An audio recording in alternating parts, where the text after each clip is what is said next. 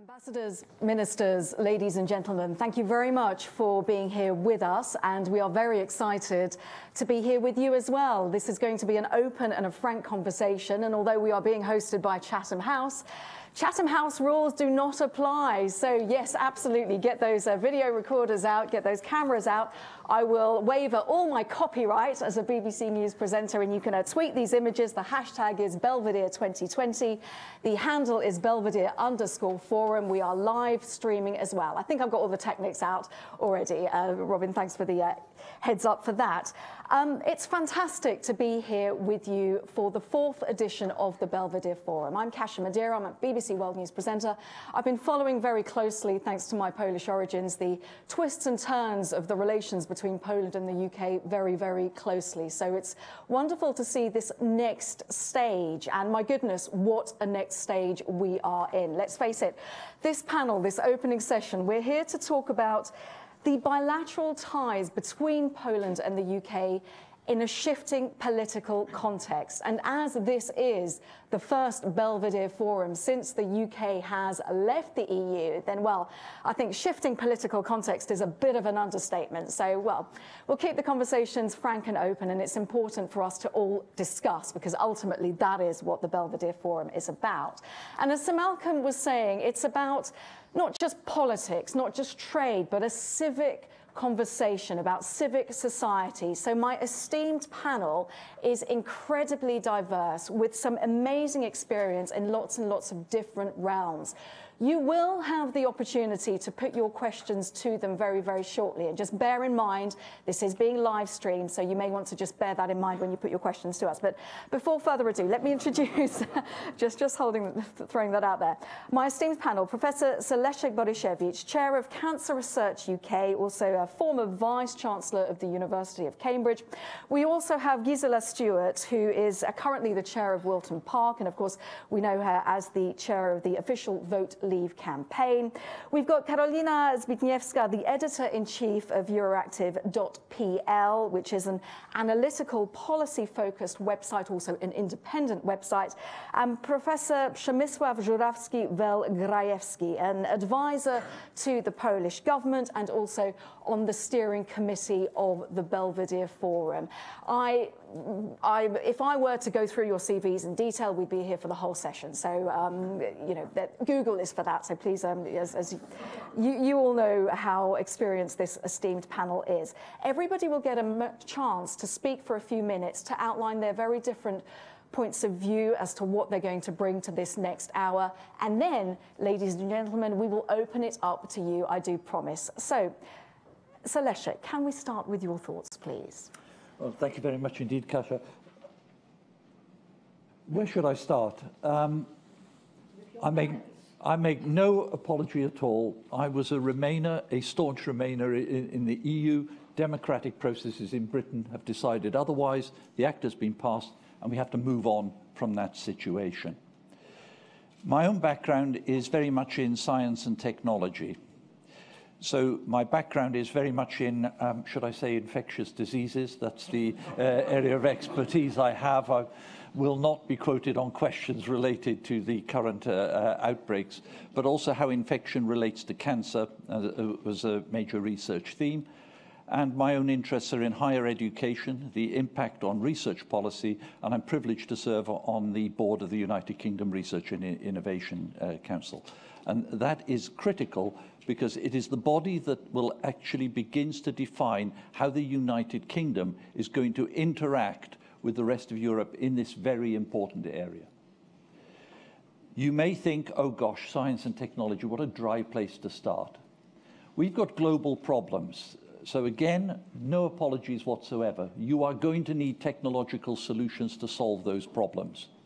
There are going to be 10 billion people to feed on this planet by 2050.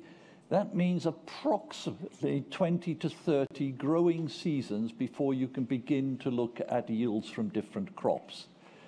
I'm a scientist. I do not know any experiment that I have done that can be repeated 30 times before it can be implemented. That's the speed and scale at which global problems are going to impact on the United Kingdom, Poland, and the rest of the world. And technology is going to be at the heart. And this is an area that is hugely important to the United Kingdom. Why? Because it is unusually one of those areas where the United Kingdom is a major global player on the global stage, and in Europe is certainly the leading country for science and technology innovation, alongside probably Germany, within the former EU 28. So it matters to the United Kingdom, and equally, because of the impact that UK science has, it matters to Europe and it matters to the world.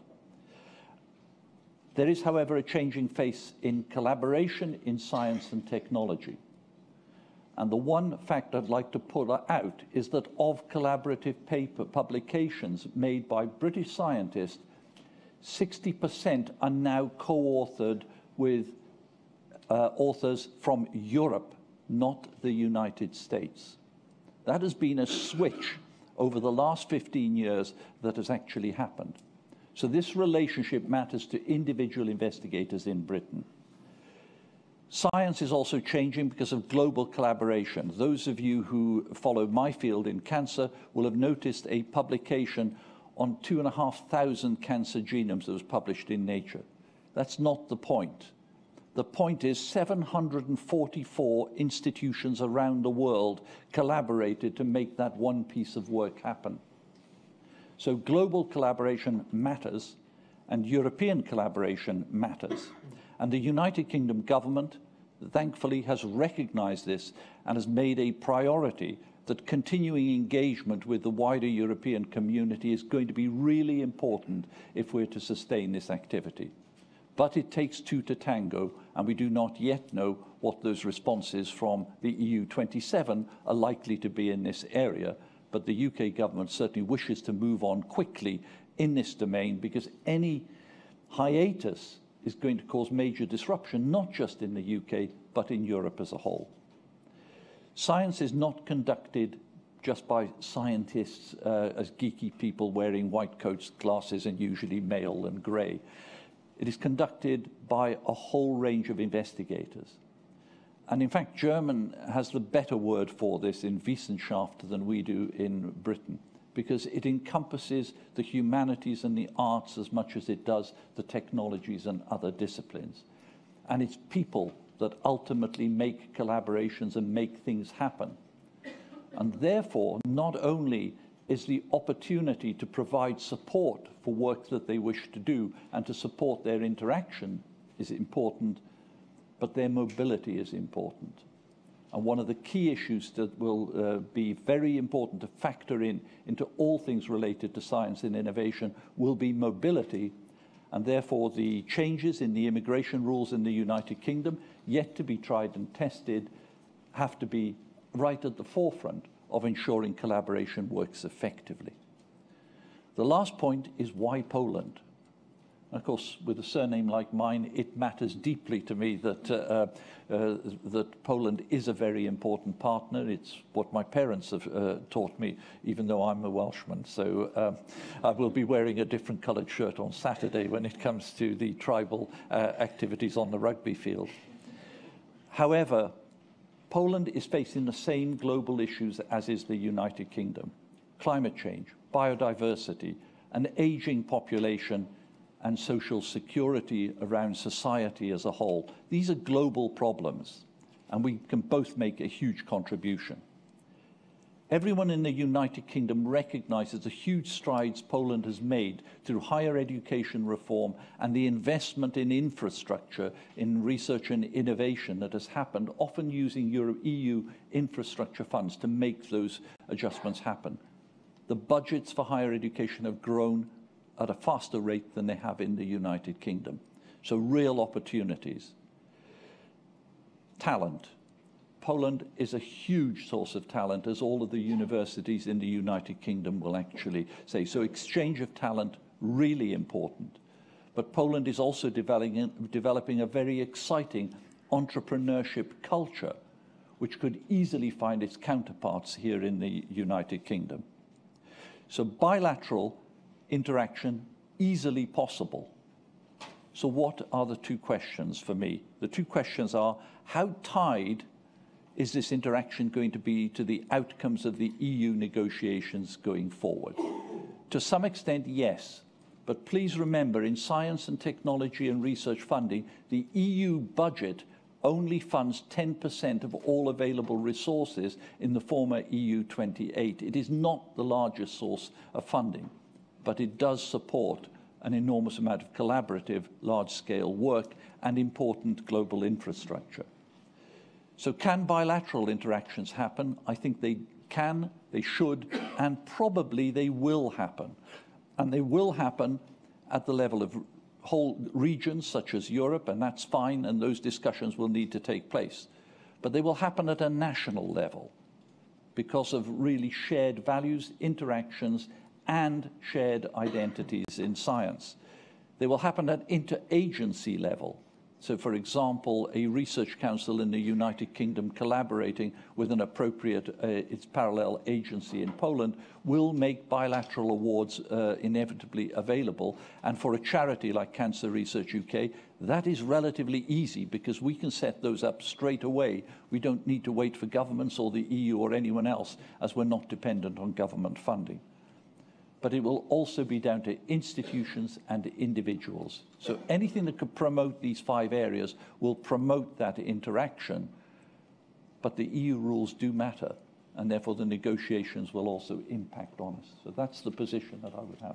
So Leszek, thank you very much. A very broad range of views. You will be able to put your questions to them, but let's hear from our next panelist, Gisela Stuart. Thank you very much. I kind of thought of making 4 major points. The first one is, I think we currently understand each other less than we have for a very, very long time.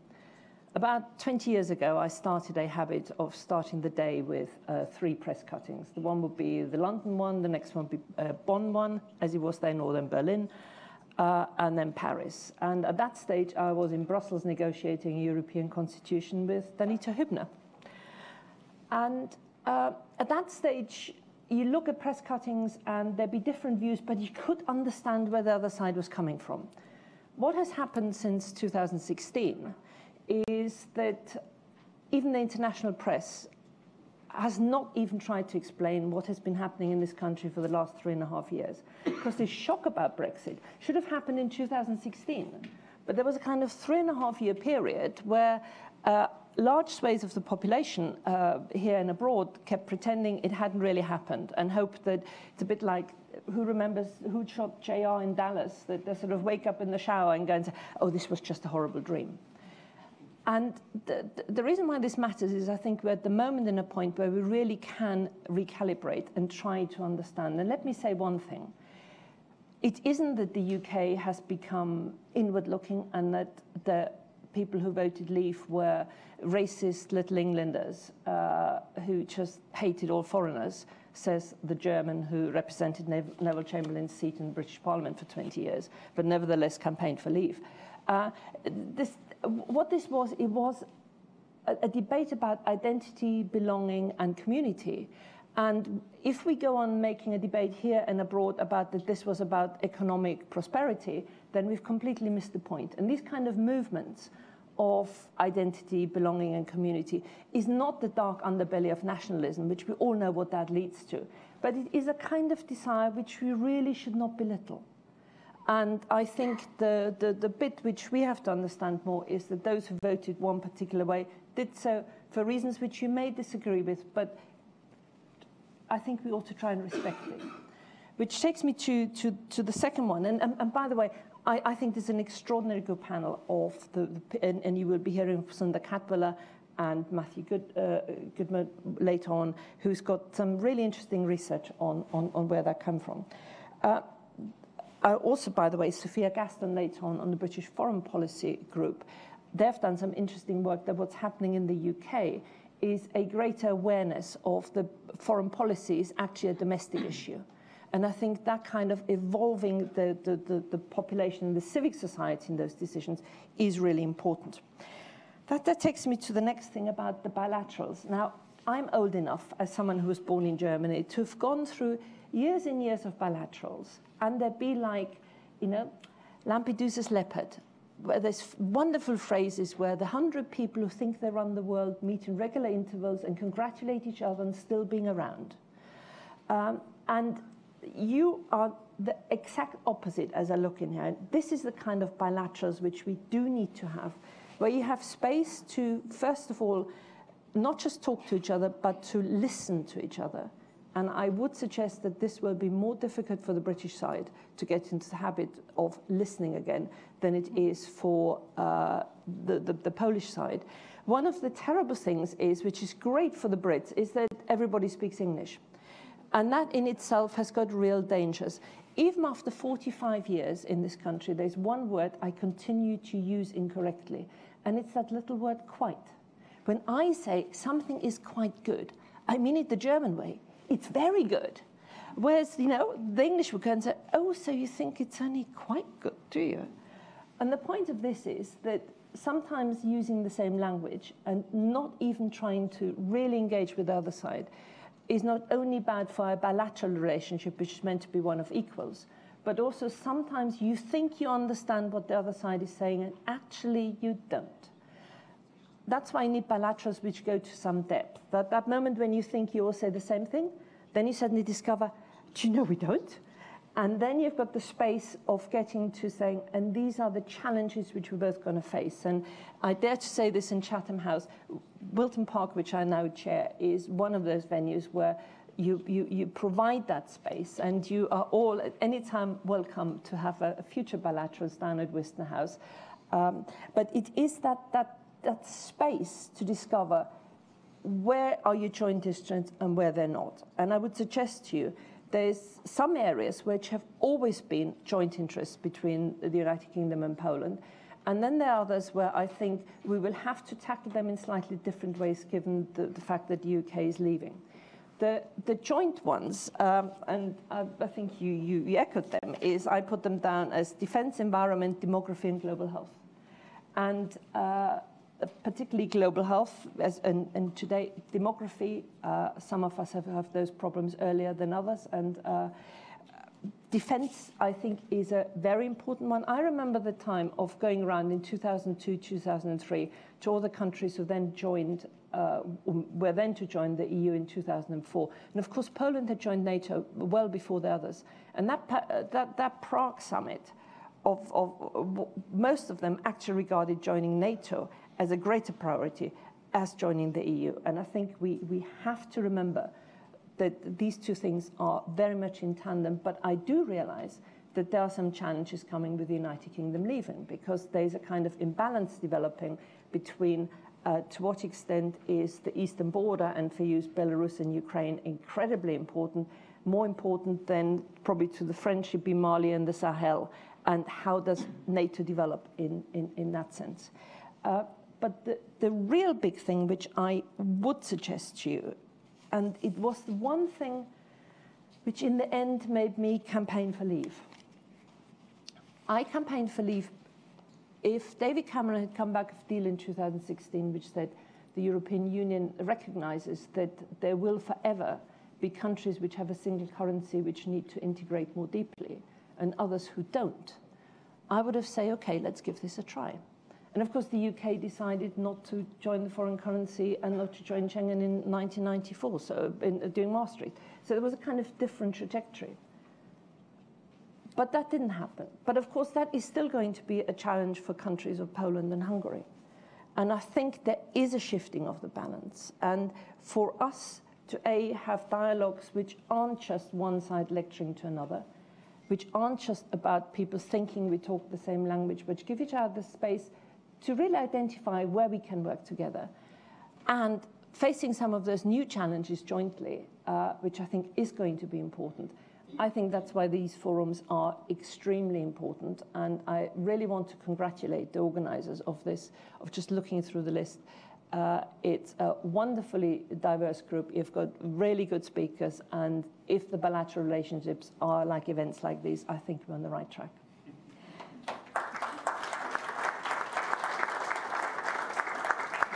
Gisela Stewart, thank you. If there's anything there that you want to pick up on, if there's anything you want to tweet, #Belvedere 2020. Carolina, please. Good afternoon. It's a real honor for me to be here today with you. So I wanted to go straight into the concrete, but maybe first I will also address some private story.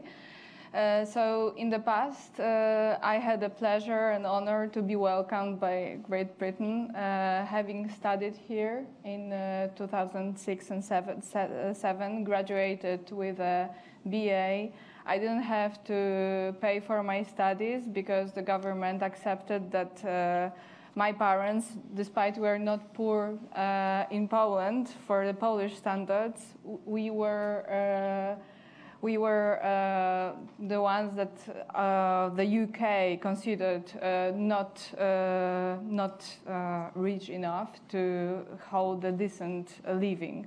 So I got a job here, actually 3 jobs at the same time.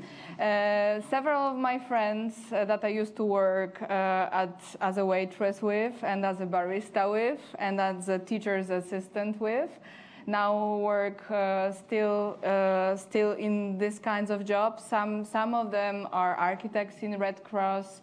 So there are many different stories, but at least we got a chance.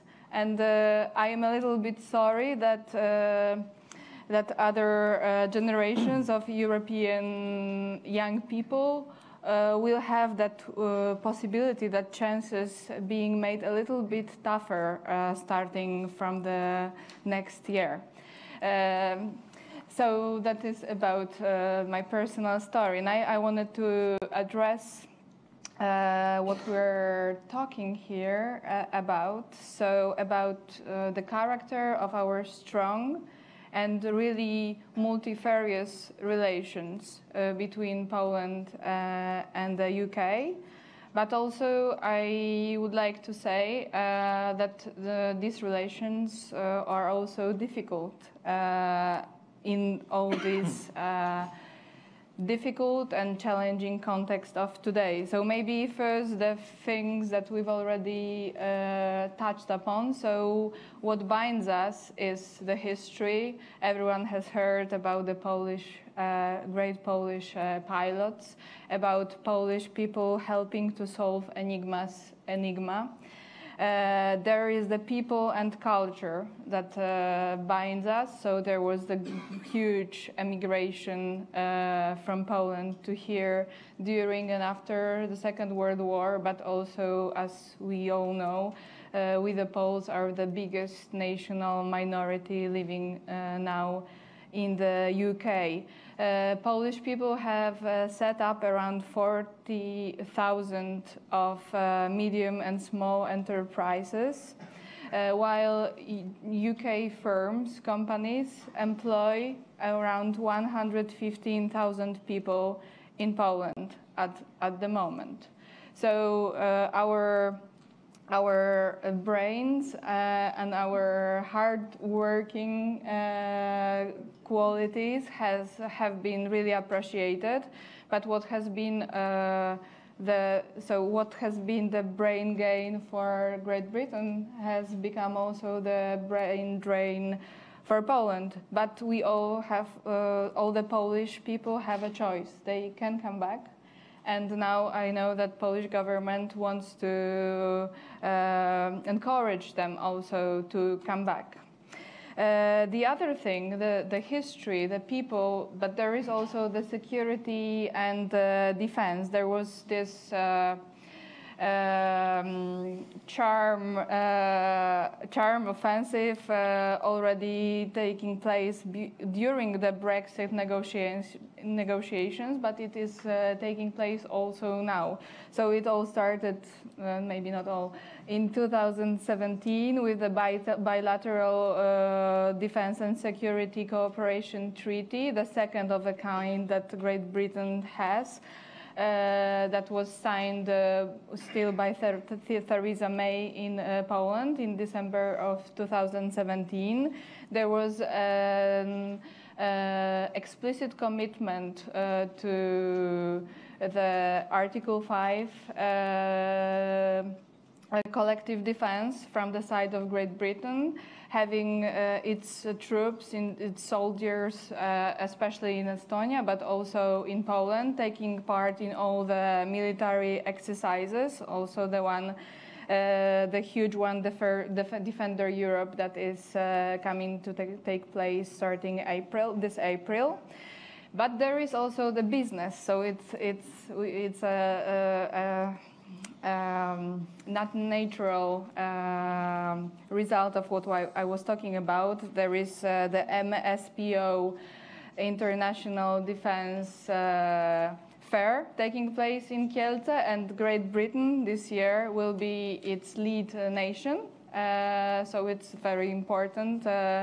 It's again showing its commitment to the cooperation. Of course, it's not a charity. Of course, it's also some business to do, especially, but it's a win-win kind of cooperation. It's connected to a very important part of Polish and European and NATO defense, so the NAREW program and the MBDA company, the British department, because it's the European joint venture, is responsible for that. So there is history, people, security and defense, there is business.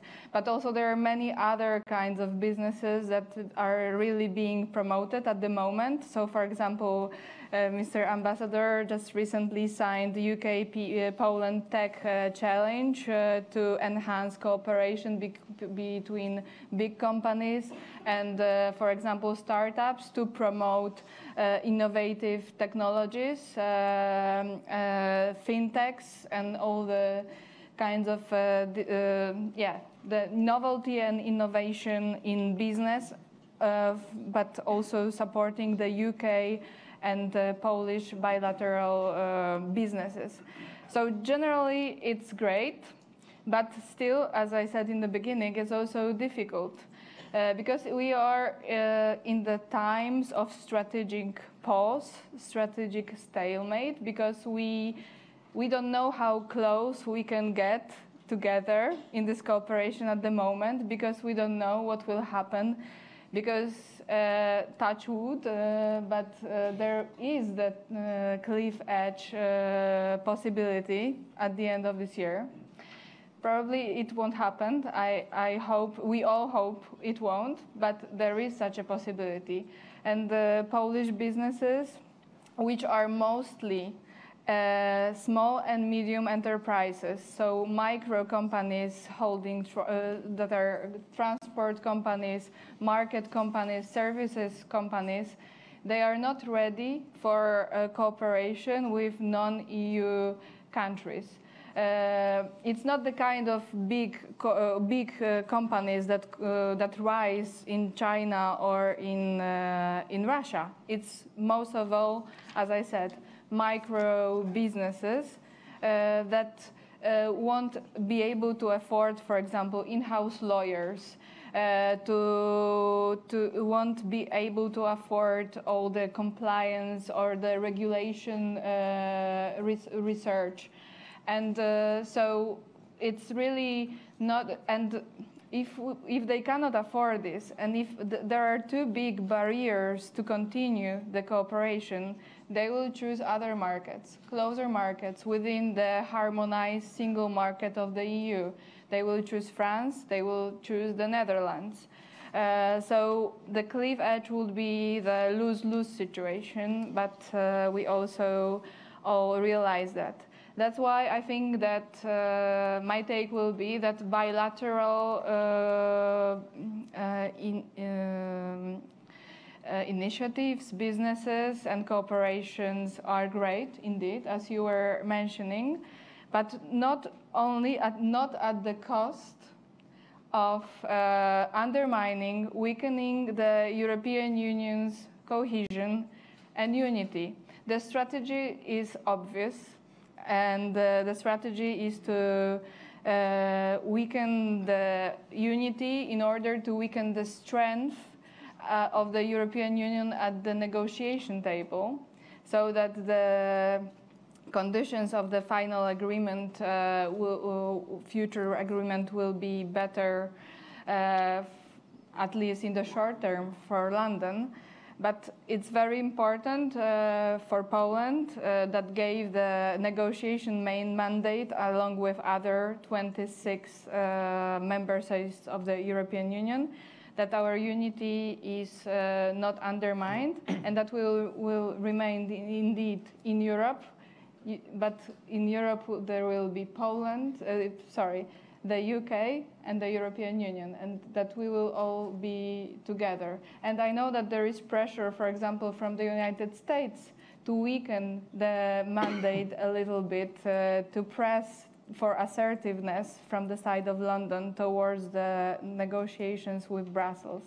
It has also counterproductive for, in my opinion, UK, but definitely for the UK and Polish relations and for the European Union effects, because the United States would like, for example, to increase its exports to the UK, so that it's for their benefit that the relations between UK and the EU are loosened. So I hope we will not go this path, and and that our relationships will remain strong even starting from 2021. Thank you. Karolina Zbigniewska, thank you.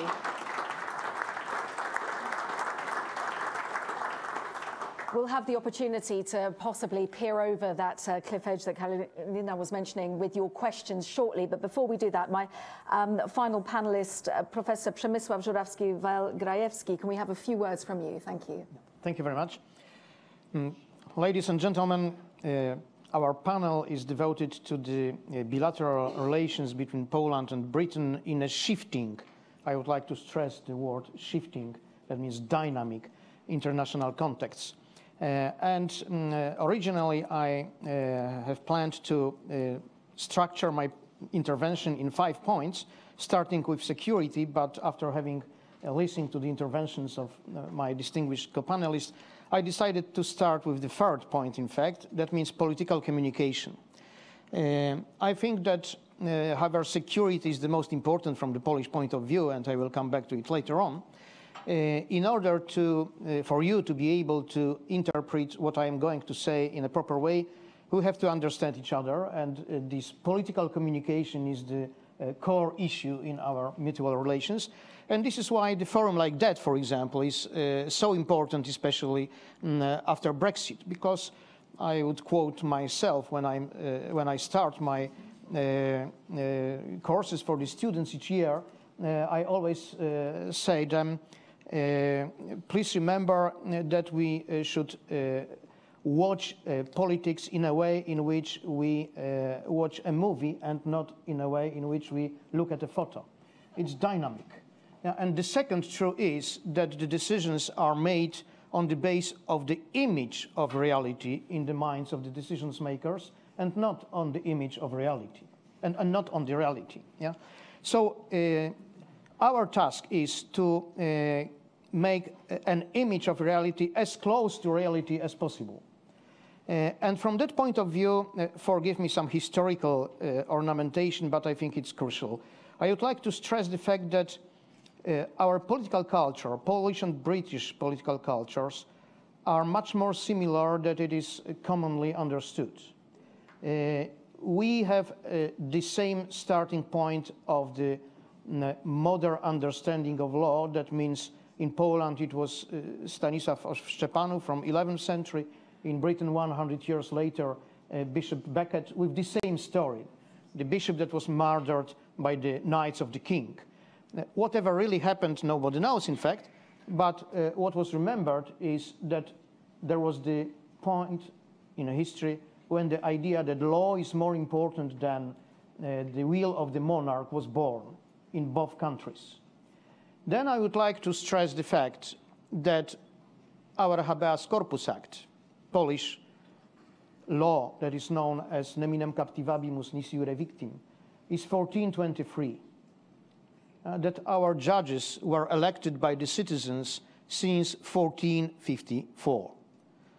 That our parliament dominated the politics of the country since 1505. That is nihil novi sine communie consensu. What I would like to stress by quoting those facts is the fact that Poland is an old democracy and is aware of that. We are not young democracy.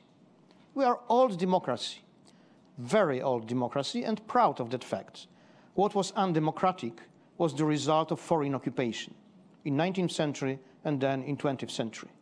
So the core Polish political culture is democratic. And this is the basic similarity. I repeat what I said a year ago in Warsaw, that is a British principle, namely that nobody is perfect enough to rule the others without their consent.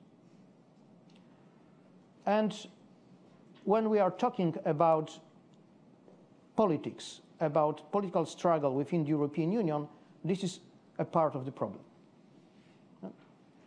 Unelected politicians that were granted the power or that tried to seize the power that was not granted to them by the treaties.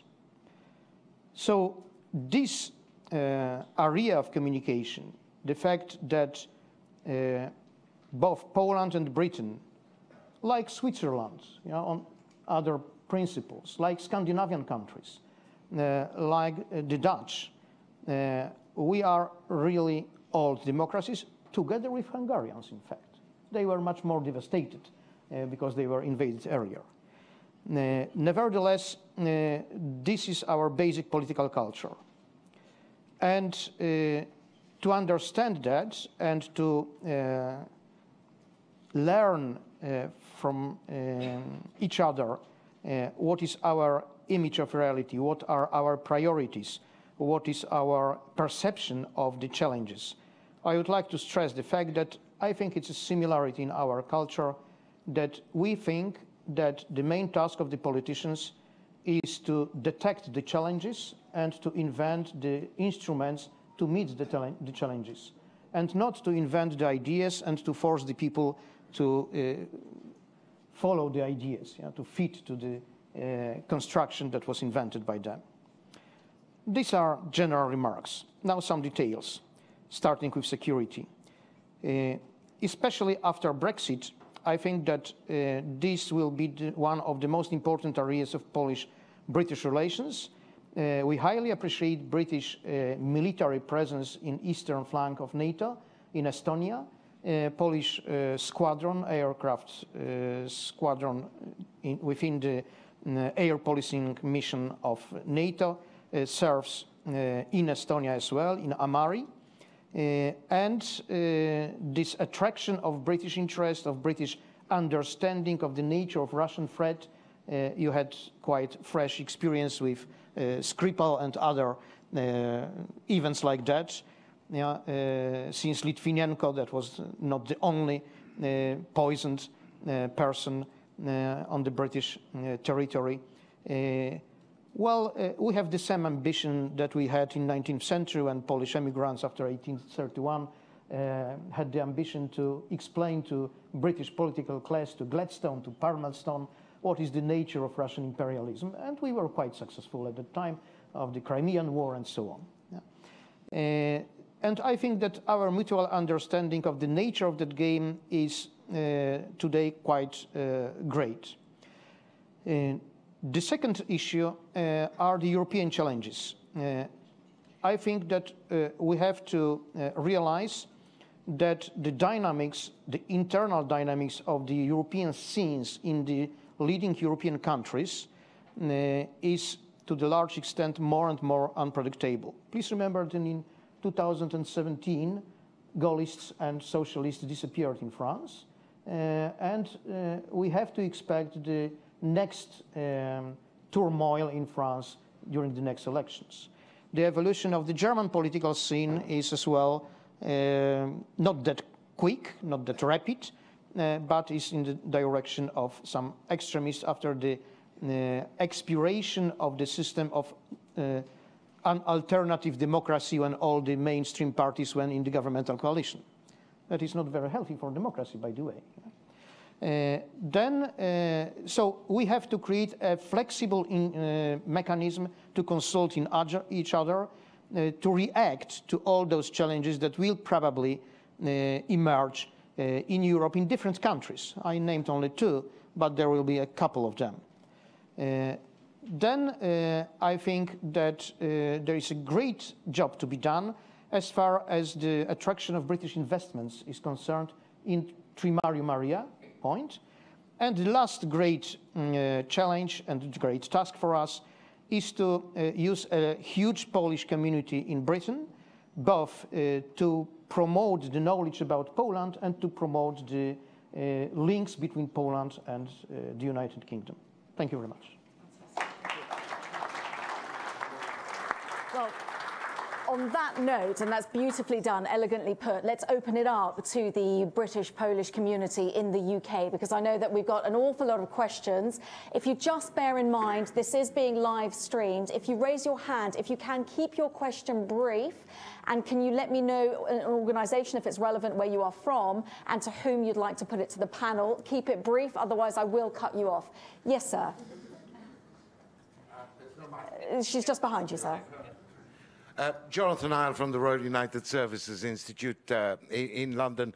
I think Carolina was the only one in the panel who mentioned the sort of the unmentionable over the last few years in the bilateral relationship, namely the hopes in the UK that somehow Poland will break ranks with the rest of the European Union countries, either make our life much easier for the Brexit deal or make our life much easier for the trade deal thereafter.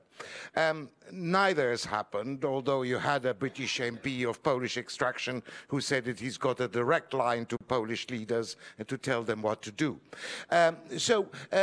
My question is, okay, we are where we are. The question is, do you believe that this expectation that Poland would be the spoiler in the European Union will disappear at the end of this year, or would it become a permanent feature of our bilateral relations? Gisela, do you want to take that on? Yeah. Actually, forgive me, I just disagree with you. I mean, the deluded view the British government had was that it'd be the German car industry and Angela Merkel who would essentially throw the spanner in the works. So I disagree with your fundamental assumption. But you will find, I mean, let's just be sort of frank for a moment. The way Brussels responded to the Irish question was one in order to destabilize the United Kingdom Union. It's no good shouting rubbish. I mean, let's just be, and I think what will happen is that various countries will have different interests, and matters like fisheries, for example, will matter more to some countries than to others. But then it will be an overall deal. And I think that if either side thinks that the solution is in dividing and ruling, rather than finally stepping to the table and be quite clear of what is the best outcome for both sides, because it can be that, the sooner we get a deal. But I return to a big dividing line, which is going to be a problem, and that is Euro countries and non-Euro countries. And in that side, I think Poland will find itself in a different position from the rest of the European Union. Yes, please, Carolina. I don't think that we are being considered a spoiler, taking into account our bilateral relationship with the UK. And we won't allow this to happen. So far, I think that both sides are just being very pragmatic and choosing just sectoral cooperations. We support each other. For example, Great Britain supports our green entrepreneurial projects, Green Evo. We support Great Britain with the COP26 to take place in Glasgow. We cooperate in terms of supporting innovative businesses, as I mentioned. Our Minister for Development is coming this weekend to LSE to meet Polish students. There will be the job fair, but it's not. We are not turning our backs in any way towards the EU. We are just taking the win-win profile of this cooperation, hoping that in the future the strategic pause, because now it's just sectoral projects without strategy. We hope that there will be the good deal shaping our EU-UK relations in the future, and within this new framework, we'll work out on the new real strategy. Thank you. Yes, sir, with the bow tie. There's someone coming just behind you. Thank you very much. My name is Jan Kwoza. I'm from the John Paul II Catholic University, Lublin, Poland. I would like to address my question to Professor Borysiewicz. Sir Professor, I love these British titles. Well, you said something very interesting, that science is conducted by a host of investigators.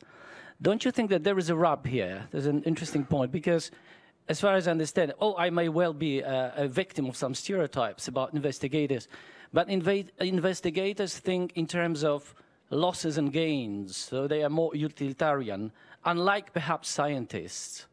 So they would like to know whether it is safe to invest in something. And do you think we can, these 2 points of view, the point of view of a scientist, and if they are different, I mean philosophically different, we can somehow bring together and produce some arguments on behalf of their cooperation? Thank you. There's actually very little difference between investment. What you do is you basically invest in science. Now, as a science funder, you basically make that set of investments, and like any investment, what goes up must also come down.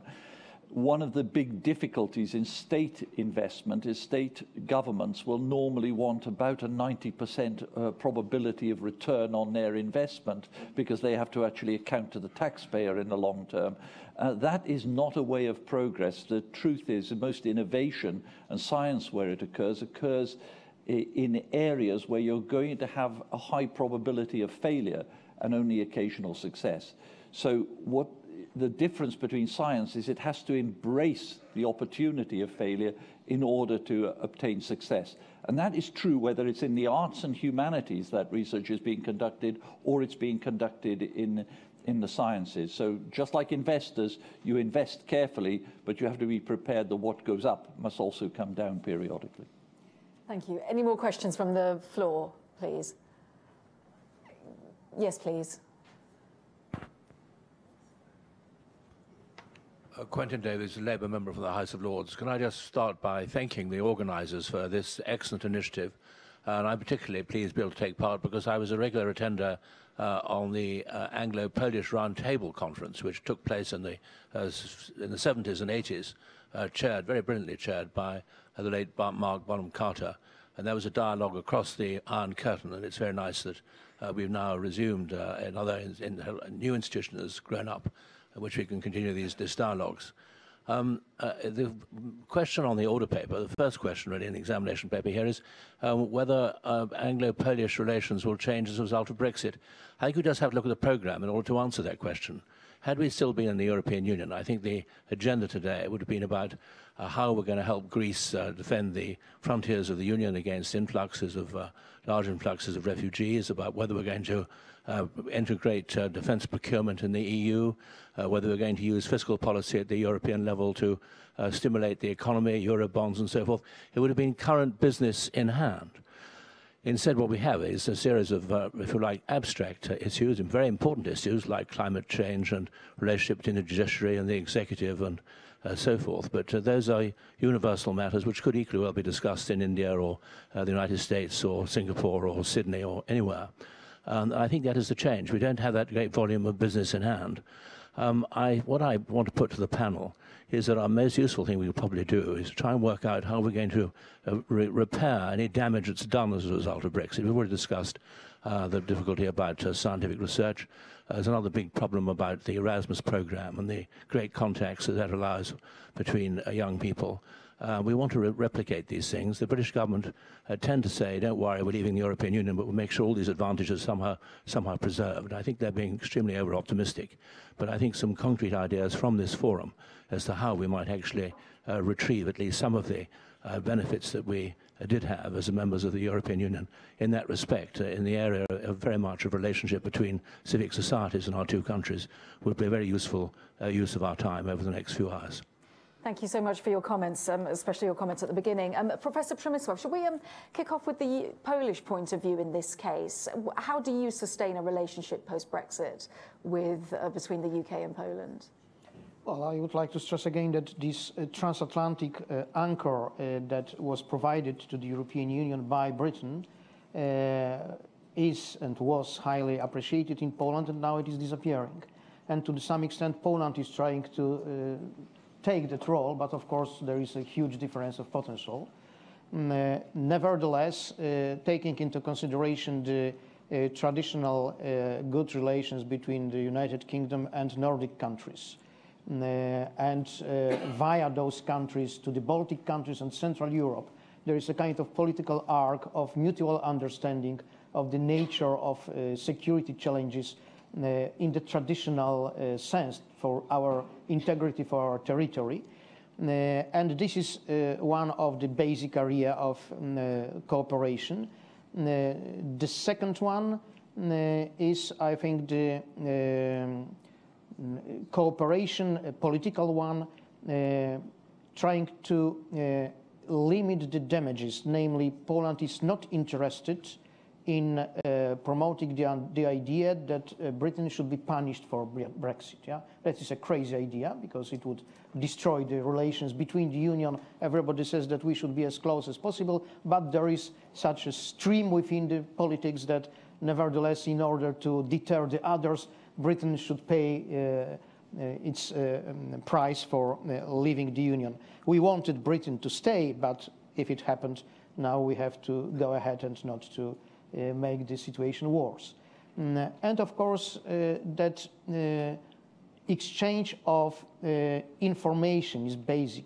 Please remember what Professor said about researchers and investigators. There is a basic difference between politics and academic researchers.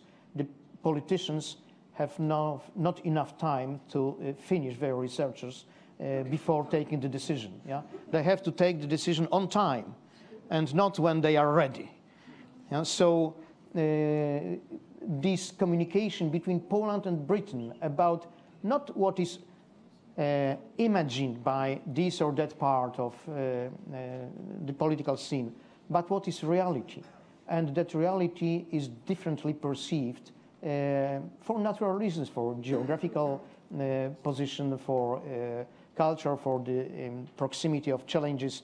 Nevertheless, please remember that in democracy is possible only what is acceptable by the electorate. Yeah, because at the end of the day, the people pay the costs of the decisions, supplying the governments with all the resources. So from that point of view, any over-ideological projects that sometimes are created in the Union should be put again to the real level. And answering the question, if I may, of one of the, well, how to say it? Contributors or... yeah. I would like to stress the fact that the unity of the Union is highly appreciated by Poland, because the Union is the reality, the instrument to multiply the power of all the member states. And the strength of the Union is important, but the definition of what is unity and what is strength can be different. And of course, when we are confronted with the situation when one of the presidents of the leading states of the Union is saying that we need European army to protect us against the United States, that is extremely difficult to be accepted and to maintain unity. Yeah? So it's not only when we are talking about unity of the Union within the context of Polish-British relations, with the context of Brexit, we should remember that Brexit is not the only context. Okay, thank you for claiming that. Just Gisela, before we come to you, Mr. Leszek. Yeah. just sort of follow on from Quentin Davis's point about what we'll be talking about. Quentin, in the 20 years I remember bilaterals with Germany, it never was a question of where we would fall out over the European Union. If you wanted the mother of all rows with the Germans, you mentioned the word Russia. And I think the ambiguity or the divergence of attitudes towards Russia is going to be a continued problem. I think one of the great things where I think Poland and the United Kingdom have not only shared interests, but also shared capacity. We're both countries which contribute the 2% of GDP to NATO. There has been a vacuum on US leadership in terms of the purpose of NATO, which would be wrong to just attribute to Trump. It started with Obama. You know, what was the NATO for? And there are some bits of geopolitics which have not changed. You know, Russia still wants an ice-free port, and the northern plains are still flat. And you know, for Poland's interests, I think the defense cooperation, and it's not just the capacity of defense. Because, you know, the European reaction force, how long have we talked about it? 20 years? Where are those 50,000 soldiers? They're still not anywhere to be seen. So it is capacity, but also willingness. And I think that will be the strongest link between the two countries in the years to come. Silish, if you want to come in on this, I will bring this open up in a moment, just from our very panel. briefly. There is a real issue of reality. Those who are involved in a variety of agencies have very clear ideas as to what needs to actually be done. The anxieties are very much around the issue that in any broad negotiation where nothing is decided until everything's decided are the trade-offs that are likely to occur in the political sphere, which causes a fear and an inability to act sooner in the possibility of both bilateral and multilateral meetings. You also have to understand that the world I occupy in higher education, the transference of new ideas and the transference of science, we're living in a world where those people who inhabit that world do not recognize national boundaries at all in that world. The flow of ideas actually moves very rapidly in the electronic milieu. The debate and discussion does not actually follow narrow nationalistic boundaries. It is far broader than that. So these are the two anxieties at two distinct areas. The generality of the discussions that will take place, and therefore the failure to address the specifics that are important to both Poland and Britain.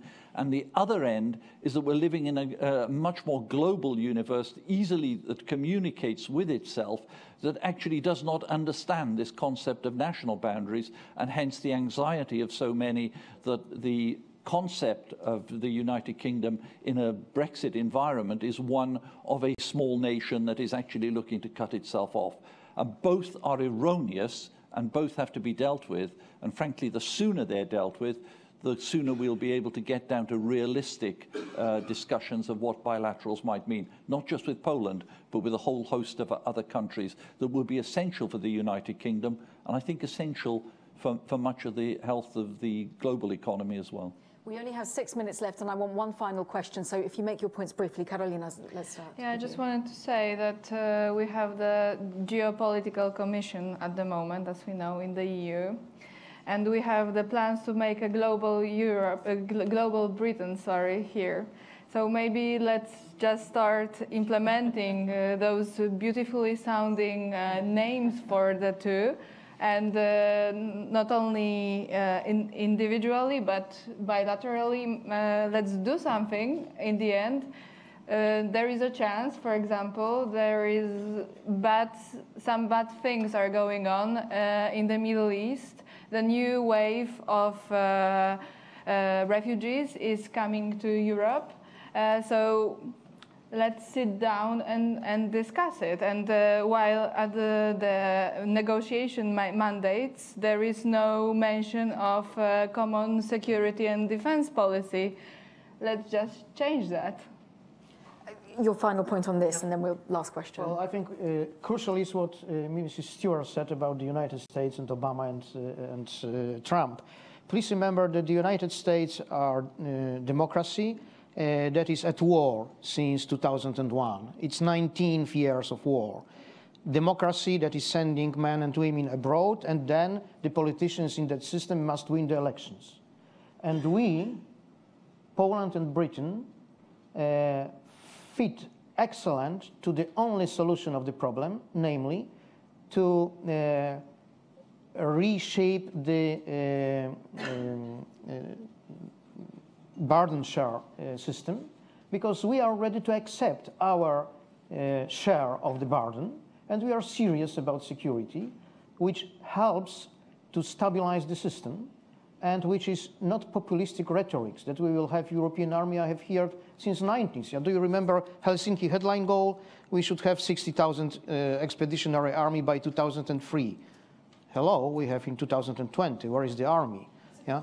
So just a quick question for me, if you'd allow me that. How many refugees will Poland take in then? It depends how you define refugees. Yeah? Well, Karolina mentioned the refugees that are spilling over the borders now. Okay, that's quite another great topic, yeah? Okay, and I can say like okay. that. Well, it's important, yeah? Okay. Please remember that in 2015, no refugees was storming Polish borders or was dying at the Polish beaches, yeah? And nobody was treating Poland as a target country for the emigration. Poland was asked to take a financial share, in fact, and to help the richer countries that violate the law, the European law, opening the borders, in spite of the fact that since 1997 we were forced to close the borders with Ukraine for the sake of protecting Germany, Sweden, and so on against illegal immigration. Then overnight, because of the decision of Germany, we were asked, let's turn your country into, sorry for the expression, Siberia, where the people will be sent against their will. Because they didn't want to come to Poland. And they want to come to the richer countries, and they would be settled in Poland according to the administrative decision of some bodies. Yeah? So now we have about 1.5 million of Ukrainian immigrants in Poland. Very few of them are real refugees, yeah? But very few, or smaller part, about 17% of immigrants in Europe generally are refugees. Poland is the first country last year that accepted the largest number of foreigners in our soil. We accepted them more than the United States in 2019, about 600,000. Thank you. Let's have a final question from the audience, because it's not about me, but there are so many questions. Any questions out there? Yes, sir. The microphone there. Hello, my name is Alexander Smaga. I'm an architect, and this is why it's maybe important to ask this question to the panel. Because I would like to ask you, distinguished members of the panel, how do you envision the new European house, the new European building? Because there are obviously some changes to make. The floor plan has changed. We lost a member of the family, and how do you see this house? It should be a very open one. We should maintain our mutual links. I'm a Pole from Vienna, from Austria, and we are in the center of a large continent. It's very important to have this openness and to maintain those standards that unite us.